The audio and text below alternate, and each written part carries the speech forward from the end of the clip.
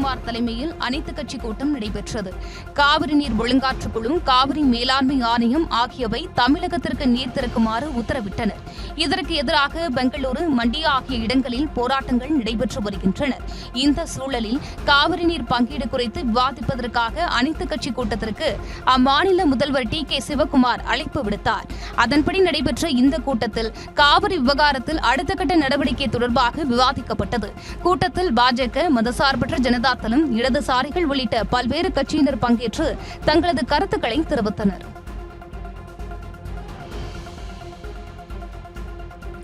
காவிரி பிரச்சினை கர்நாடகாவுக்கு புதிதல்ல என்றும் குடிநீர் தேவைக்கே முக்கியத்துவம் என்றும் கர்நாடகாவில் நடந்த அனைத்துக் கட்சி கூட்டத்தில் முதலமைச்சர் டி.கே. சிவக்குமார் பேசியுள்ளார். பெங்களூருவில் நடந்த கூட்டத்தில் அரசியலை விட மக்கள் மற்றும் விவசாயிகள் நலனே முக்கியம் என்றார். காவிரி விவகாரத்தில் எப்போதுமே அரசியல் கட்சிகள் அரசியலுக்கு அப்பாற்பட்டு ஒருமித்த கருத்து தெரிவித்துள்ளோம் என அவர் கூறியிருக்கிறார்.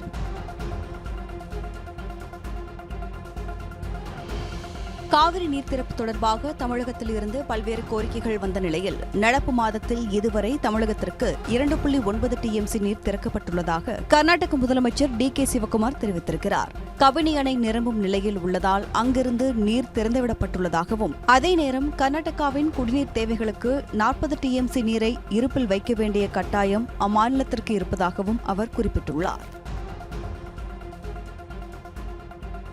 காவிரி விவகாரம் தொடர்பாக தமிழக முதலமைச்சர் விஜய்க்கு கர்நாடக பாஜக தலைவர் விஜேந்திரா இடையூரப்பா கடிதம் எழுதியுள்ளார். அந்த கடிதத்தில் இரு மாநில மக்களின் நலனை கருத்தில் கொண்டு காவிரி பிரச்சினைக்கு சுமூகமான தீர்வு காண வேண்டும் என வலியுறுத்தியுள்ளார். காவிரி நீர் விவகாரத்தில் அரசியல் வேறுபாடுகளை கடந்து இரு மாநிலங்களும் இணைந்து செயல்பட வேண்டும் என்றும் அவர் அந்த கடிதத்தில் கேட்டுக் கொண்டுள்ளார். முதலமைச்சர் விஜய்க்கு நற்பெயர் வந்துவிடக் கூடாது என நினைத்து திமுக செயல்படுகிறது என அமைச்சர் நிர்மல்குமார் குற்றம் சாட்டியிருக்கிறார். சென்னை விமான நிலையத்தில் செய்தியாளர்களிடம் பேசிய அவர், கர்நாடக முதலமைச்சர் சிவக்குமாருக்கும் திமுக குடும்பத்திற்கும் கட்சியை தாண்டி நல்ல உறவு இருப்பதாக கூறியுள்ளார். மேலும் சட்டப்பேரவையில் தீர்மானம் நிறைவேற்றிய நிலையில் காவிரி விவகாரத்தில் அனைத்துக் கட்சி கூட்டம் தேவையில்லை என்றும் அமைச்சர் நிர்மல்குமார் திட்டவட்டமாக தெரிவித்துள்ளார். வாய்வசனம் பேசுவதை தயாநிதி மாறன் நிறுத்திக் கொள்ள வேண்டும் என காங்கிரஸ் மாநில தலைவர் மாணிக்கம் தாக்கூர் தெரிவித்துள்ளார். சென்னையில் செய்தியாளர்களிடம் பேசிய அவர், எந்த பிரச்சனையையும் பேச்சுவார்த்தை மூலமே தீர்க்க முடியும் என்றார். தமிழ்நாடும் கர்நாடகாவும் இந்தியாவின் இரு மாநிலங்களை தவிர இந்தியா, பாகிஸ்தான் போன்ற நாடுகள் அல்ல எனவும் அவர் தெரிவித்தார். கர்நாடகாவை பொறுத்தவரையில் அவர்களுக்கு அரசியலை விட தண்ணீர்தான் முக்கியமாக உள்ளது என கூறிய அவர், தமிழ்நாட்டில் தண்ணீரை விட அரசியல்தான் முக்கியமாக உள்ளது என்று விமர்சித்தார். தமிழக முதலமைச்சர் விஜயை கர்நாடக முதலமைச்சர் இழிவுபடுத்துகிறார் என பாஜக மாநில தலைவர் நயினார் நாகேந்திரன் குற்றம் சாட்டியுள்ளார். தஞ்சையில் தமிழக பாஜக சார்பில் மேகதாதுவில் அணை கட்ட முயற்சி செய்யும் கர்நாடக முதல்வரை கண்டித்து பேரணியாக சென்று பனகல் கட்டிடத்தில் ஆர்ப்பாட்டத்தில் ஈடுபட்டனர். பின்னர் செய்தியாளர்களை சந்தித்த நயினார் நாகேந்திரன் தமிழக முதலமைச்சரை கர்நாடக முதலமைச்சர் இழிவுபடுத்துகிறார் என கூறினார்.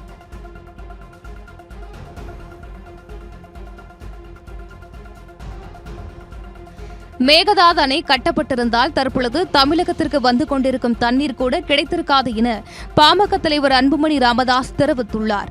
இதுகுறித்து சமூக வலைதளத்தில் பதிவிட்டுள்ள அவர், காவிரி நீர் தமிழக விவசாயிகளின் வாழ்வாதாரத்துடன் தொடர்புடையது என்றும் அணை கட்டும் முயற்சியை தமிழக அரசு கடுமையாக எதிர்க்க வேண்டும் என்றும் வலியுறுத்தினார். தமிழகத்தின் உரிமையை பாதுகாக்க அனைத்து தரப்பினரும் ஒன்றிணைந்து செயல்பட வேண்டும் எனவும் பாமக தலைவர் அன்புமணி ராமதாஸ் கேட்டுக் கொண்டார். தான் எங்கும் ஓடி ஒளியவில்லை என முன்னாள் அமைச்சர் செந்தில் பாலாஜி கூறியிருக்கிறார். சென்னை திருவல்லிக்கேணி போலீசாரின் விசாரணைக்கு ஆஜரான அவர், ஏற்கனவே சிறையில் இருந்த தனக்கு எந்த அச்சமும் இல்லை என ஆவேசமாக கூறினார். விசாரணைக்கு முழு ஒத்துழைப்பு தந்து வருவதாகவும் சட்டப்படி எதிர்கொள்வேன் என்றும் அவர் அப்போது குறிப்பிட்டார். தமிழக முதலமைச்சர் விஜய் திங்கட்கிழமை காஞ்சிபுரம் மாவட்டத்தில் உள்ள தனியார் தொழில் நிறுவனங்களில் ஆய்வு மேற்கொள்கிறார். முதற்கட்டமாக ஒரக்கடத்தில் செயல்பட்டு வரும் டைம்லர் வணிக வாகன உற்பத்தி தொழிற்சாலையை பார்வையிட உள்ளார். தமிழக அரசுடன் புரிந்துணர்வு ஒப்பந்தம் செய்து டைம்லர் நிறுவனம் வணிக வாகன உற்பத்தியில் ஈடுபட்டு வருகிறது. தொடர்ந்து பிரான்ஸ் நாட்டைச் சேர்ந்த செயின்ட் கோபைன் நிறுவனத்தின் உலக தரம் வாய்ந்த கண்ணாடி தயாரிப்பு வளாகத்தையும் முதலமைச்சர் ஆய்வு செய்ய உள்ளார்.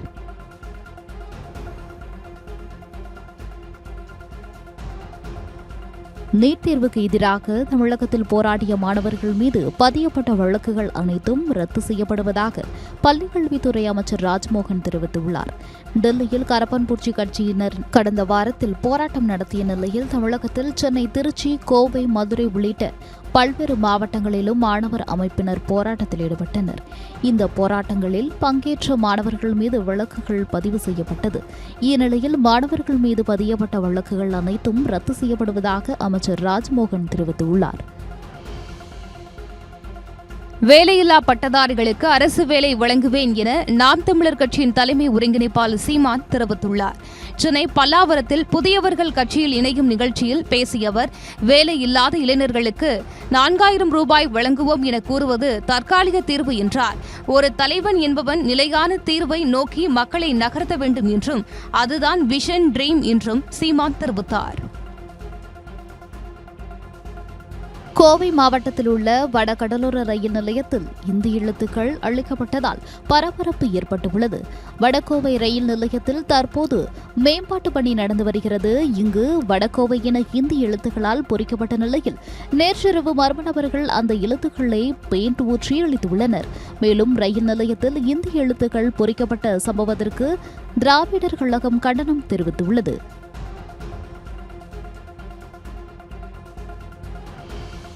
கோவை வடகோவை ரயில் நிலையத்தில் அம்ரித் பாரத் திட்டத்தின் கீழ் புதுப்பிக்கப்படும் பணிகளின் போது பெயர் பலகையில் இடம்பெற்றிருந்த இந்தி எழுத்துக்களை பெயிண்ட் ஊற்றி அளித்தது கண்டனத்திற்குரியது என தேசிய பாஜக மகளிரணி தலைவர் வானதி சீனிவாசன் தெரிவித்துள்ளார். இதுபோன்ற செயல்கள் பிரிவினைவாத சக்திகளின் அரசியல் காழ்ப்புணர்ச்சியால் நடப்பதாகவும் பொது சொத்துக்களை சேதப்படுத்துவது சட்டவிரோத வன்முறை என்றும் அவர் குறிப்பிட்டுள்ளார். கடற்கரைகளை மீட்டெடுக்கும் முயற்சியாக கன்னியாகுமரியில் புதிய இயக்கத்தை தொடங்கி வைத்த வீத லீடர்ஸ் அமைப்பின் தலைவர் அண்ணாமலை தூய்மை பணியில் ஈடுபட்டார். வீத லீடர்ஸ் அமைப்பின் சார்பில் தமிழ்நாடு முழுவதும் மேற்கொள்ளப்பட்டு வரும் பல்வேறு விழிப்புணர்வு நடவடிக்கைகளின் ஒரு பகுதியாக கடற்கரை தூய்மை இயக்கம் தொடங்கப்பட்டுள்ளது. அதன்படி கன்னியாகுமரி கடற்கரை சாலையில் இந்த இயக்கத்தை தொடங்கி வைத்த அண்ணாமலை தூய்மை பணியில் ஈடுபட்டார். அவருடன் வீத லீடர்ஸ் அமைப்பின் தன்னார்வலர்கள், இளைஞர்கள், பொதுமக்கள் திரளாக கலந்து கொண்டு கடற்கரையை தூய்மைப்படுத்தும் பணியில் ஈடுபட்டனர்.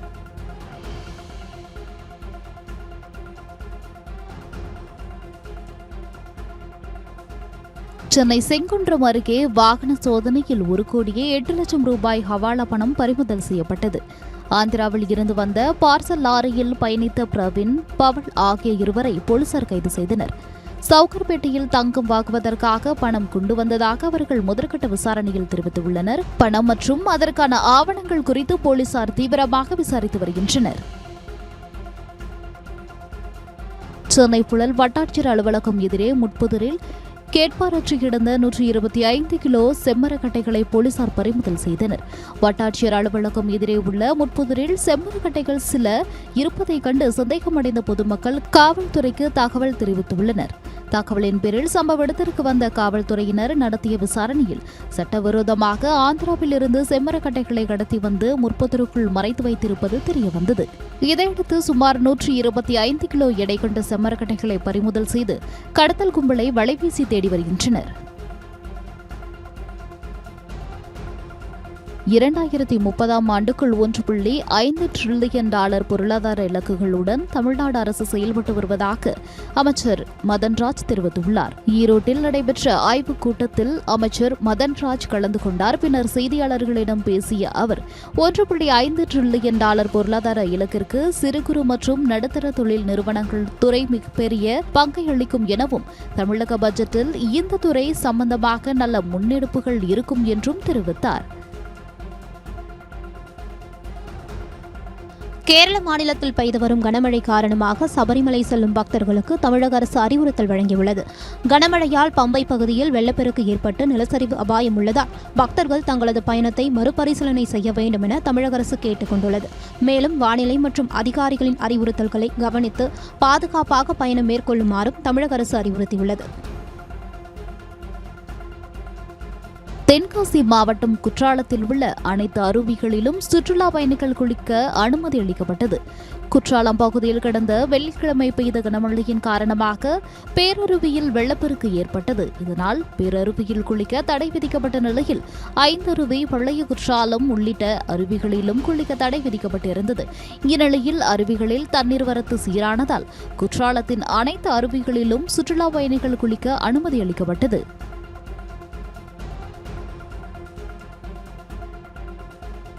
கோவையில் உள்ள ஆழியார் கவியருவியில் தொடர் வெள்ளப்பெருக்கு காரணமாக சுற்றுலா பயணிகள் செல்ல தடை விதிக்கப்பட்டுள்ளது. மேற்கு தொடர்ச்சி மலைப்பகுதியில் பெய்து வரும் கனமழை காரணமாக ஆழியார் கவியருவியில் திடீரென வெள்ளப்பெருக்கு ஏற்பட்டது. அப்போது அருவியில் இருந்து சுற்றுலா பயணிகள் அவசரமாக வெளியேற்றப்பட்டனர். தொடர்ந்து வெள்ளப்பெருக்கு நீடிப்பதால் சுற்றுலா பயணிகள் குளிக்க வனத்துறை தடை விதித்துள்ளது. கேரளாவில் கனமழை பெய்து வருவதால் ஈரோடு மாவட்டம் பவானிசாகர் அணைக்கு நீர்வரத்து அதிகரித்துள்ளது. தமிழ்நாட்டில் மேட்டூர் அணைக்கு அடுத்தபடியாக 2வது பெரிய நீர்த்தேக்கமாக விளங்கும் பவானிசாகர் அணையில் ஜூன் மாதம் பெய்ய வேண்டிய பருவமழை இல்லாததால் நீர்மட்டம் வேகமாக சரிந்தது. இந்த நிலையில் கேரளாவில் கடந்த சில நாட்களாக பெய்து வரும் கனமழையால் பவானிசாகர் அணை நீர்மட்டம் உயர்ந்துள்ளது. பாசனம் மற்றும் குடிநீர் தேவைக்காக அணையில் இருந்து தண்ணீர் வெளியேற்றப்படுகிறது. ஆடி 18ஆம் நாள் நாளை கொண்டாடப்படும் நிலையில் கரூரில் அமராவதி ஆறு வறண்டு கிடப்பதால் விவசாயிகள் ஏமாற்றமடைந்துள்ளனர். திருப்பூர், கரூர் மாவட்டங்களின் விவசாயத்திற்கு அமராவதி அணை முக்கிய நீர் ஆதாரமாக விளங்கி வருகிறது. இந்த அணையில் இருந்து திறக்கப்படும் நீர் 55,000 ஏக்கர் விவசாய நிலங்களுக்கு பாசன வசதி அளித்து வருகிறது. ஆனால் கடந்த சில மாதங்களாக அமராவதி ஆறு நீர்வரத்து காணப்படுவதால் தண்ணீர் ஓட வேண்டிய ஆற்றுப்படுகையில் மணல் மட்டுமே காட்சியளிக்கிறது. நதிநீர் பெருக்கெடுப்பதை போற்றும் ஆடி 18ஆம் நாள் நாளை கொண்டாடப்பட உள்ள நிலையில் வறண்டு கிடக்கும் நிலங்களால் விவசாயிகள் மிகுந்த கவலையில் உள்ளனர். புதுச்சேரி மாநிலம் காரைக்கால் அருகே மின்கசிவு காரணமாக ஏற்பட்ட தீ விபத்தில் 5 வீடுகள் முற்றிலும் எரிந்து சேதமடைந்தன. கிழக்காசக்குடி மேடு மீனவ கிராமத்தில் செல்வம் என்பவரது வீட்டில் மின்கசிவு காரணமாக தீ பரவியது. கடற்கரை பகுதி என்பதால் பலத்த காற்று வீசிய நிலையில் அருகில் இருந்த வீடுகளுக்கும் தீ பரவியது. தகவல் அறிந்து வந்த தீயணைப்புத் துறையினர் நீண்ட நேரம் போராடி தீயை அணைத்தனர். சம்பவ இடத்திற்கு வந்த எம்எல்ஏ திருமுருகன் பாதிக்கப்பட்டவர்களுக்கு ஆறுதல் கூறினார். மயிலாடுதுறை மாவட்டம் சீர்காழியில் சங்கமம் 2026 உலக சாதனை பரதநாட்டிய நிகழ்ச்சி சிறப்பாக நடைபெற்றது. தமிழகத்தின் பல்வேறு பகுதிகளைச் சேர்ந்த 450 இளம் பரதநாட்டிய கலைஞர்கள் ஒரே நேரத்தில் 10 நிமிடங்கள் நடனமாடினர். 15 அடி உயர ஆதியோகி சிலை முன்பு நடைபெற்ற இந்த நிகழ்வு புதிய உலக சாதனையாக பதிவு செய்யப்பட்டது. Jackie Book of World Records அமைப்பு சாதனையை அங்கீகரித்து அதிகாரப்பூர்வ சான்றிதழ் வழங்கியது. நடிகை இந்திரஜா சங்கர் மற்றும் சமூக சேவகர் டாக்டர் கார்த்திக் பழனிசாமி சிறப்பு விருந்தினர்களாக பங்கேற்றனர்.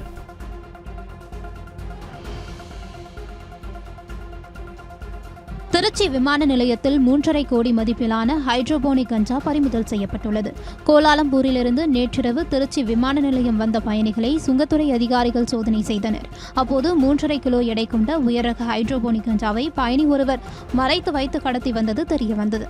தொடர்ந்து கஞ்சாவை பறிமுதல் செய்த அதிகாரிகள் பயணியை கைது செய்து தீவிர விசாரணை மேற்கொண்டு வருகின்றனர். வேலூர் மாவட்டம் காட்பாடியில் கஞ்சா சாக்லேட்டுகளை விற்பனை செய்து வந்த வடமாநில இளைஞர் கையும் களவுமாக பிடிபட்டார்.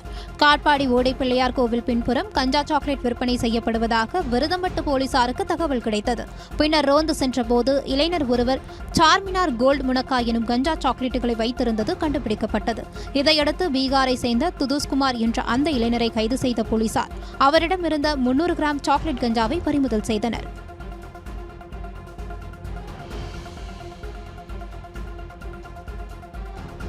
சென்னை அருகே டாஸ்மாக் கடையில் குவார்ட்டருக்கு 10 ரூபாய் கூடுதலாக வசூலிப்பதை கண்டித்து வாடிக்கையாளர் ஒருவர் ஊழியர்களுடன் வாக்குவாதத்தில் ஈடுபட்ட வீடியோ வெளியாகியுள்ளது. மணலி பகுதியில் செயல்பட்டு வரும் அந்த கடையில் மது பாட்டில் ஒன்றுக்கு அரசு நிர்ணயித்த விலையை விட கூடுதலாக 10 ரூபாய் வசூலிக்கப்பட்டதாக குற்றச்சாட்டு எழுந்துள்ளது. இந்த நிலையில் வாடிக்கையாளர் ஒருவர் ஏன் கூடுதலாக 10 ரூபாய் வசூலிக்கிறீர்கள் என கேள்வி எழுப்பி ஊழியர்களிடம் வாக்குவாதத்தில் ஈடுபட்டார். இந்த வீடியோ தற்போது வைரலாகியுள்ள நிலையில் அரசு இதில் உடனடியாக நடவடிக்கை எடுக்க வேண்டும் என கோரிக்கை எழுந்துள்ளது. திருவாரூர் மாவட்டத்தில் விவசாயிகளிடமிருந்து கொள்முதல் செய்யப்பட்ட 6 லட்சத்திற்கும் மேற்பட்ட நெல் மூட்டைகள் தேக்கமடைந்துள்ளன. இந்த ஆண்டு கோடை குறுவை பருவத்தில் 200க்கும் மேற்பட்ட அரசு நேரடி நெல் கொள்முதல் நிலையங்கள் மூலம் 1 லட்சம் மெட்ரிக் டன்னிற்கும் அதிகமான நெல் கொள்முதல் செய்யப்பட்டது. இதில் 70,000 மெட்ரிக் டன் நெல் அரவை ஆலைகள் மற்றும் சேமிப்பு கிடங்குகளுக்கு ஏற்கனவே அனுப்பப்பட்டுள்ளது. மீதமுள்ள சுமார் 25,000 மெட்ரிக் டன் நெல் இன்னும் நகர்வு செய்யப்படாமல் கொள்முதல் நிலையங்களில் தேக்கமடைந்துள்ளதால் விவசாயிகள் கவலையடைந்துள்ளனர். மேகதாது அணை கட்டப்பட்டிருந்தால் தற்பொழுது தமிழகத்திற்கு வந்து கொண்டிருக்கும் தண்ணீர் கூட கிடைத்திருக்காது என பாமக தலைவர் அன்புமணி ராமதாஸ் தெரிவித்துள்ளார். இதுகுறித்து சமூக வலைதளத்தில் பதிவிட்டுள்ள அவர், காவிரி நீர் தமிழக விவசாயிகளின் வாழ்வாதாரத்துடன் தொடர்புடையது என்றும் அணை கட்டும் முயற்சியை தமிழக அரசு கடுமையாக எதிர்க்க வேண்டும் என்றும் வலியுறுத்தினார். தமிழகத்தின் உரிமையை பாதுகாக்க அனைத்து தரப்பினரும் ஒன்றிணைந்து செயல்பட வேண்டும் எனவும் பாமக தலைவர் அன்புமணி ராமதாஸ் கேட்டுக் கொண்டார். நெல்லை மாவட்டத்தின் உவரி, கூட்டப்புலி, கூடுதாளை, இடிந்தகரை உள்ளிட்ட 10 கடற்கரை கிராம மீனவர்களுக்கு மீன்பிடிக்க தடை விதிக்கப்பட்டுள்ளது. தென் தமிழகம் மற்றும் மன்னார் வளைகுடா கடல் பகுதிகளில் மணிக்கு 55 முதல் 65 கிலோமீட்டர் வேகத்தில் பலத்த காற்று வீசும் என வானிலை மையம் எச்சரித்துள்ளது. இதனையடுத்து மறு அறிவிப்பு வரும் வரை கடலுக்கு செல்ல வேண்டாம் என ராதாபுரம் மீன்வளத்துறை அறிவுறுத்தியுள்ளது. இதனை ஏற்று அனைத்து நாட்டுப்படகு மீனவர்களும் கடலுக்கு செல்லாததால் 1000க்கும் மேற்பட்ட நாட்டு படகுகள் கடற்கரையோரத்தில் பாதுகாப்பாக நிறுத்தி வைக்கப்பட்டுள்ளன. சிவகங்கை அருகே கண்மாய் பகுதியில் 16ஆம் நூற்றாண்டை சேர்ந்த வானாதிராயர் கல்வெட்டு கண்டெடுக்கப்பட்டுள்ளது. ஏனாபுரம் புதுப்பட்டி கண்மாய் பகுதியில் தொல்லியல் மாணவர்கள், ஆசிரியர்கள் இணைந்து இந்த கல்வெட்டை கண்டறிந்தனர். இந்த கல்வெட்டு கிபி 1515 முதல் 1533 வரையிலான காலகட்டத்தில் ஆட்சி செய்த சுந்தர தோளுடையான் மாவலி வானாதிராயன் காலத்தை சேர்ந்தது என ஆய்வாளர்கள் தெரிவித்துள்ளனர். 4 அடி நீளமுள்ள இந்த கல்வெட்டில் தெய்வ மாவலி வானாதிராயர் வழங்கிய நிலதர்மம் குறித்த தகவல் இடம்பெற்றுள்ளது. கோவை அருகே குடியிருப்பு மற்றும் தோட்டத்திற்குள் புகுந்து மக்காச்சோள தட்டுகளை சாப்பிட்டு அட்டகாசம் செய்த ஒற்றை யானையை வனத்துறையினர் விடிய விடிய விரட்டியடித்தனர்.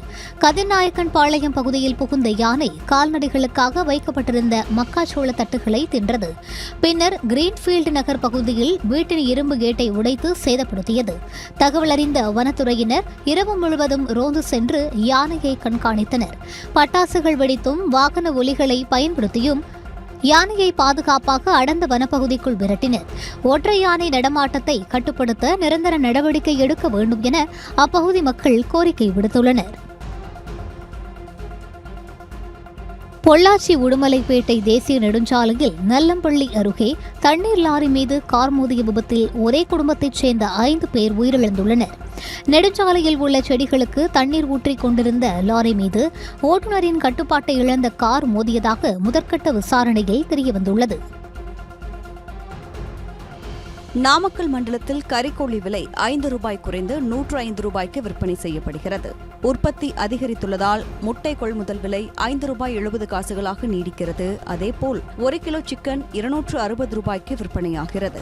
சென்னை கோவையில் மட்டன் விலை 1 கிலோ 800 ரூபாய் முதல் 900 ரூபாய்க்கும், வாத்து இறைச்சி 1 கிலோ 450 ரூபாய் வரையிலும் விற்கப்படுகிறது.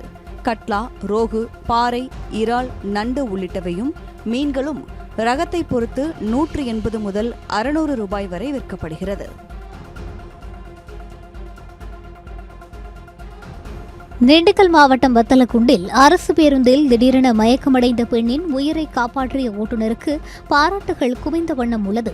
தேனி மாவட்டம் குமுளி பேருந்து நிலையத்தில் இருந்து கோயம்புத்தூர் சென்ற அரசு பேருந்தில் பயணித்த பெண் ஒருவர் திடீரென மயக்கமடைந்தார். இதனை அறிந்த ஓட்டுநர் மருத்துவமனைக்கு பேருந்தை கொண்டு சென்ற நிலையில் உடனடியாக அங்கு வந்த மருத்துவர்கள் மயக்கமடைந்த பெண்ணிற்கு சிகிச்சை அளித்து அவரது உயிரை காப்பாற்றினர். சரியான நேரத்தில் செயல்பட்ட அரசு பேருந்து ஓட்டுநர் மற்றும் நடத்துனரின் மனிதநேய செயலை பயணிகள் பாராட்டினர். சேலம் மாவட்டம் அம்மாப்பேட்டையில் நடைபெற்ற கயிறு இழுக்கும் போட்டியின் போது கயிறு அறுந்ததால் அமைச்சர் லோகேஷ் தமிழ்ச்செல்வன் கீழே விழுந்ததால் பரபரப்பு ஏற்பட்டது. அம்மாப்பேட்டை பகுதியில் உள்ள தனியார் பள்ளியின் 64வது ஆண்டு விளையாட்டு விழாவில் அப்பள்ளியின் முன்னாள் மாணவரான அமைச்சர் லோகேஷ் தமிழ்ச்செல்வன் கலந்து கொண்டார். அப்போது முன்னாள் மாணவர்கள் மற்றும் பெற்றோர்களுக்கான கயிறு இழுக்கும் போட்டி நடத்தப்பட்டது. இதில் கலந்து கொண்ட அமைச்சர் கயிறு இழுக்கும் பொழுது கயிறு அறுந்ததால் நிலை தடுமாறி கீழே விழுந்தார். உடனடியாக பாதுகாவலர்கள் பொதுமக்கள் மற்றும் உடனிருந்தவர்கள் அவரை தூக்கி ஓய்வுக்காக அழைத்து சென்றனர். திண்டுக்கல் மாவட்டம் வடமதுரை அருகே சாலையோரம் நின்றிருந்த கார் மீது ஆம்னி வேன் மோதி விபத்துக்குள்ளான சம்பவம் பரபரப்பை ஏற்படுத்தியுள்ளது. கருவார்பட்டியைச் சேர்ந்த கருப்பசாமி தனது காரில் அயலூருக்கு சென்றுள்ளார். அப்போது மோர்பட்டி பகுதியில் காரை சாலையோரத்தில் நிறுத்திவிட்டு இயற்கை உபாதையை கழிக்க சென்றுள்ளார். இதனைத் தொடர்ந்து திருச்சி மாவட்டம் முசிறியைச் சேர்ந்த கார்த்திக் ஓட்டி வந்த வேன் சாலையில் நின்று கொண்டிருந்த கார் மீது மோதியுள்ளது. இந்த விபத்தில் கார்த்திக் வேனின் இடிபாடுகளுக்குள் சிக்கிக் கொண்டார். அருகில் இருந்த பொதுமக்கள் மற்றும் வாகன ஓட்டிகள் கார்த்திக்கை மீட்டு மருத்துவமனைக்கு சிகிச்சைக்காக அனுப்பி வைத்தனர். வருமானத்திற்கு அதிகமான சொத்து குவித்த வழக்கிலிருந்து வேளாண் பல்கலைக்கழக முன்னாள் துணைவேந்தரை விடுவித்து உயர்நீதிமன்றம் உத்தரவிட்டுள்ளது. தமிழ்நாடு வேளாண் பல்கலைக்கழகத்தின் முன்னாள் துணைவேந்தராக பணியாற்றிய முருகேச பூபதி வருமானத்திற்கு அதிகமாக 68 லட்சம் ரூபாய் வரை சொத்து சேர்த்ததாக லஞ்ச ஒழிப்புத்துறை வழக்கு பதிவு செய்தது. இதை எதிர்த்து அவர் தாக்கல் செய்த வழக்கை விசாரித்த உயர்நீதிமன்றம் மனுதாரரின் விளக்கங்கள், ஆவணங்களை அரசு தரப்பு சரியாக பரிசீலிக்க தவறிவிட்டதாகவும் சட்ட ரீதியாக குறைபாடுகள் உள்ளதாகவும் சுட்டிக்காட்டியது. தொடர்ந்து முருகேச பூபதி மற்றும் அவரது குடும்பத்தினரை வழக்கிலிருந்து விடுவித்து உத்தரவிட்டது.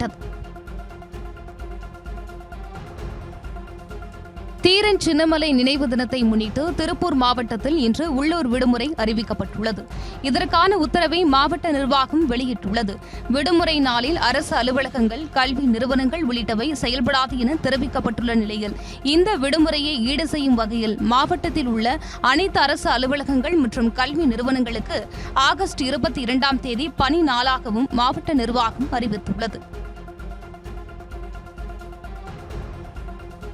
டெல்லியில் ஆகஸ்ட் 16ஆம் தேதி வரை ட்ரோன்கள் பறக்க தடை விதிக்கப்பட்டுள்ளது.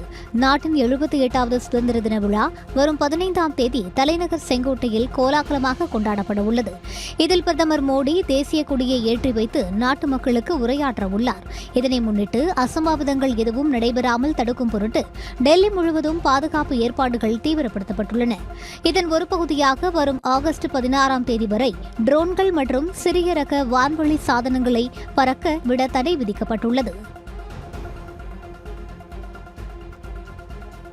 வாக்காளர் பட்டியலை முழுமையாக சீரமைக்கும் பணியின் 3ஆம் கட்டத்தை தொடர்ந்து வசிப்பிடத்தில் இல்லாமை, இடம்பெயர்வு, இறப்பு மற்றும் பிற காரணங்களால் 1 கோடிக்கும் அதிகமான பெயர்களை தேர்தல் ஆணையம் நீக்கியுள்ளது. இதில் ஆந்திர பிரதேசத்தில் மொத்தம் 44.89 லட்சம் பெயர்களும், ஹரியானாவில் 33.83 லட்சம் பெயர்களும் நீக்கப்பட்டுள்ளன.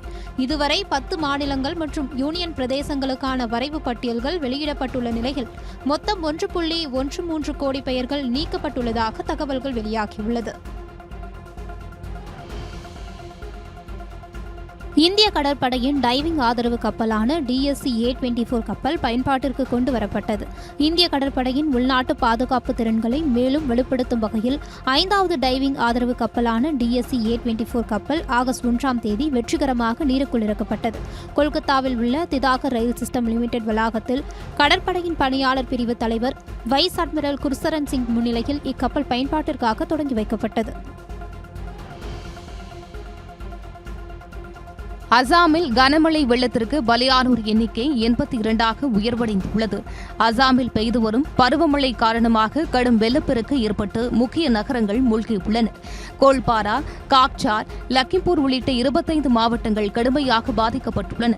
மேலும் 600க்கும் மேற்பட்ட கிராமங்கள் வெள்ளத்தால் பாதிக்கப்பட்ட நிலையில் சுமார் 2 லட்சம் பேர் இன்னும் வெள்ள பாதிப்பிலிருந்து மீளவில்லை என்ற அதிர்ச்சி தகவலும் வெளியாகியுள்ளது. கேரள மாநிலத்தில் ஏற்பட்ட நிலச்சரிவில் இதுவரை 8 பேர் உயிரிழந்த நிலையில் மீட்புப் பணிகள் தொடர்வதால் உயிரிழப்பு எண்ணிக்கை அதிகரிக்கக்கூடும் என அஞ்சப்படுகிறது. கேரள மாநிலத்தின் பல பகுதிகளில் கனமழை பெய்து வருகிறது. குறிப்பாக இடுக்கி மற்றும் கோட்டயம் மாவட்டங்களில் தொடர்ந்து பலத்த மழை பெய்து வருகிறது. இதனால் இடுக்கி மாவட்டத்தின் பல பகுதிகளில் வெள்ளப்பெருக்கும் நிலச்சரிவுகளும் ஏற்பட்டுள்ளதால் மக்களின் இயல்பு வாழ்க்கை பாதிக்கப்பட்டுள்ளது. மேலும் வெள்ளம் மற்றும் நிலச்சரிவில் சிக்கி இதுவரை 8 பேர் உயிரிழந்துள்ள நிலையில் பலர் மாயமாக இருப்பதால் உயிரிழப்பு எண்ணிக்கை அதிகரிக்கக்கூடும் என அஞ்சப்படுகிறது. பம்பை ஆற்றில் வெள்ளப்பெருக்கு ஏற்பட்டுள்ளதால் சபரிமலை பயணத்தை பக்தர்கள் தவிர்க்க வேண்டும் என திருவிதாங்கூர் தேவஸ்தானம் வேண்டுகோள் விடுத்துள்ளது. கேரளாவில் பெய்து வரும் கனமழையால் பல இடங்களில் வெள்ளம் சூழ்ந்து மக்களின் இயல்பு வாழ்க்கை பாதிக்கப்பட்டுள்ளது. இதனால் பம்பை ஆற்றில் வெள்ளப்பெருக்கு ஏற்பட்டுள்ளதால் சபரிமலை பயணத்தை பக்தர்கள் தவிர்க்க வேண்டும் என தேவஸ்தானம் கேட்டுக் கொண்டுள்ளது. கர்நாடக மாநிலம் சிமோகா மாவட்டத்தில் கனமழையால் ஏற்பட்ட நிலச்சரிவில் 3 பேர் உயிரிழந்துள்ளனர். தீர்த்தஹள்ளி நகரில் வீட்டில் தூங்கிக் கொண்டிருந்தபோது நள்ளிரவில் ஏற்பட்ட நிலச்சரிவில் ஒரே குடும்பத்தைச் சேர்ந்த மல்லிகார்ஜுன், நாகவேணி, 4 வயது சந்தோஷ் ஆகிய 3 பேர் உயிரிழந்தனர். அப்பகுதியில் பெய்த இடைவிடாத மழையால் ஏற்பட்ட நிலச்சரிவுக்கு பிறகு தீயணைப்பு மற்றும் அவசர கால சேவைகள் துறை மற்றும் காவல்துறையினர் இடிபாடுகளுக்கு அடியிலிருந்து உடல்களை மீட்கும் மீட்பு பணிகளை மேற்கொண்டனர். குஜராத் மாநிலம் மார்பி மாவட்டத்தின் ஹல்வத் பகுதியில் பெய்த கனமழையால் ஏற்பட்ட வெள்ளத்தில் சிக்கிய 50க்கும் மேற்பட்ட பொதுமக்களை பேரிடர் மீட்புப் படையினர் மீட்டனர். குஜராத் மாநிலத்தில் கடந்த சில நாட்களாக கனமழை கொட்டி தீர்த்தது. அந்த வகையில் மார்பி மாவட்டத்தின் ஹல்வத் பகுதியில் பெய்த கனமழையால் அங்கிருந்த நதிகளில் வெள்ளப்பெருக்கு ஏற்பட்டு குடியிருப்பு பகுதிகள் மற்றும் விவசாய நிலங்களை வெள்ள நீர் சூழ்ந்தது. இந்நிலையில் இந்த வெள்ளத்தில் சிக்கி தவித்த 50க்கும் மேற்பட்ட பொதுமக்களை தேசிய பேரிடர் மீட்புப் படையினர் மீட்டனர்.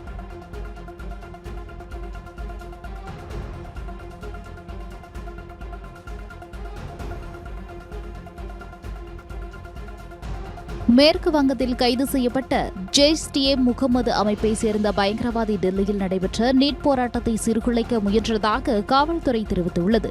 தடை செய்யப்பட்ட ஜெய்ஷ்-இ முகமது அமைப்பை சேர்ந்த பயங்கரவாதி ஹமீம் முண்டல் கிழக்கு வர்த்தமான் மாவட்டத்தில் வெள்ளிக்கிழமை கைது செய்யப்பட்டார். இந்நிலையில் இவர் டெல்லியில் நடைபெற்ற நீட் போராட்டத்தை சீர்குலைக்க முயன்றதாகவும் மேற்கு வங்க முதல்வர் சுவேத் அதிகாரி மீது தாக்குதல் நடத்தவும் திட்டமிட்டிருந்ததாகவும் மேற்கு வங்க காவல்துறை தெரிவித்துள்ளது.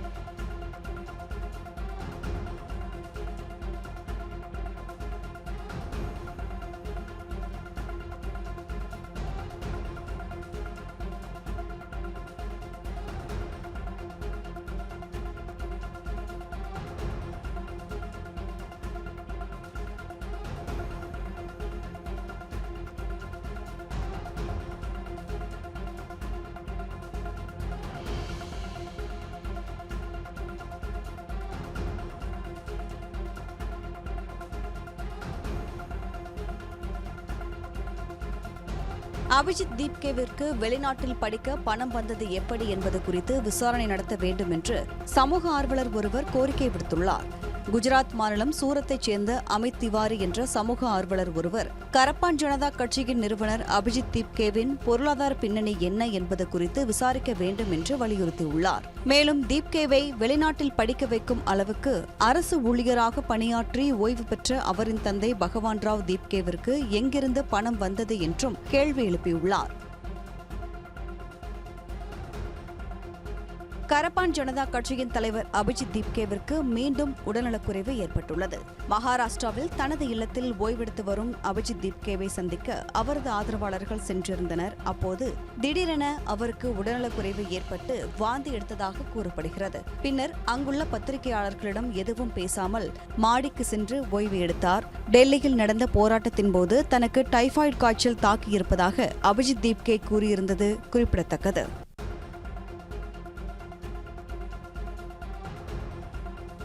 உலக புகழ்பெற்ற திருப்பதி ஏழுமலையான் கோவிலின் ஸ்ரீவாரி லட்டு பிரசாதம் தனது 311வது ஆண்டில் வெற்றிகரமாக அடியெடுத்து வைக்கிறது.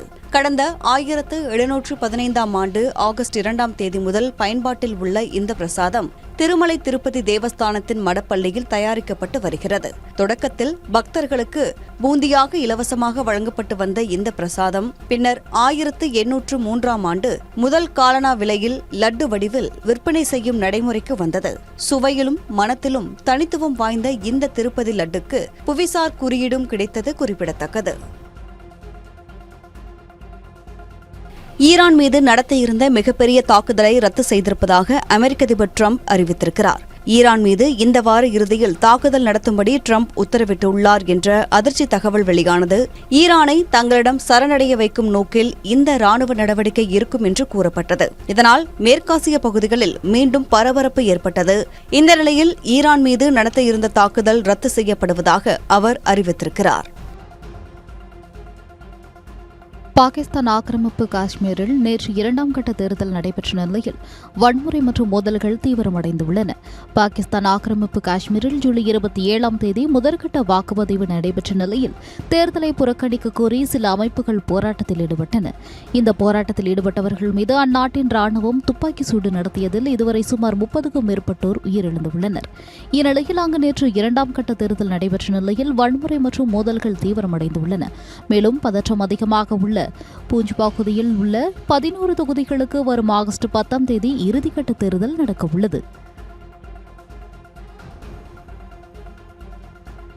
இங்கிலாந்தில் 15 வயதுக்கு உட்பட்ட குழந்தைகள் உள்ளூர் பேருந்துகளில் இலவசமாக பயணிக்கலாம் என அறிவிக்கப்பட்டுள்ளது.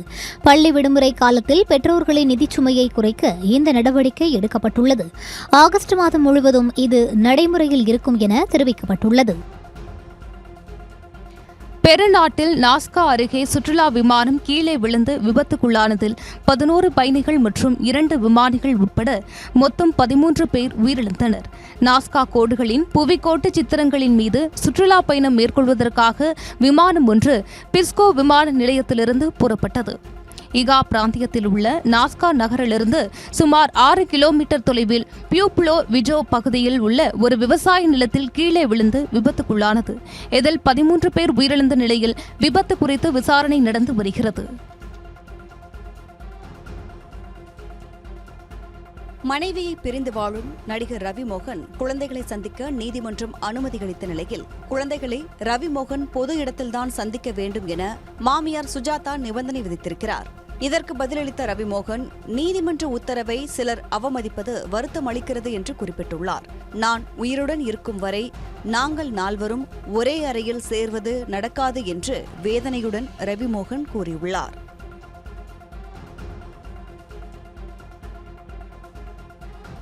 இந்திய கிரிக்கெட் வீரர் ஹர்திக் பாண்டியா திருப்பதி ஏழுமலையான் கோவிலில் முடிக்காணிக்கை செலுத்தி சுவாமி தரிசனம் செய்தார். இந்திய அணியின் நட்சத்திர ஆல்ரவுண்டரான ஹர்திக் பாண்டியா காயத்தால் அவதிப்பட்டு வந்த நிலையில் அவர் போட்டிகளில் விளையாடாமல் இருந்து வந்தார். இவர் T20 உலகக்கோப்பையில் விளையாடிய நிலையில் அயர்லாந்து மற்றும் இங்கிலாந்திற்கு எதிரான தொடரில் விளையாடவில்லை. இந்நிலையில் ஹர்திக் பாண்டியா நேற்று காலை திருப்பதி ஏழுமலையான் கோவிலில் சுவாமி தரிசனம் செய்தார். முன்னதாக கோவிலில் அவர் மொட்டையடித்து தனது நேர்த்திக் கடனையும் செலுத்தினார்.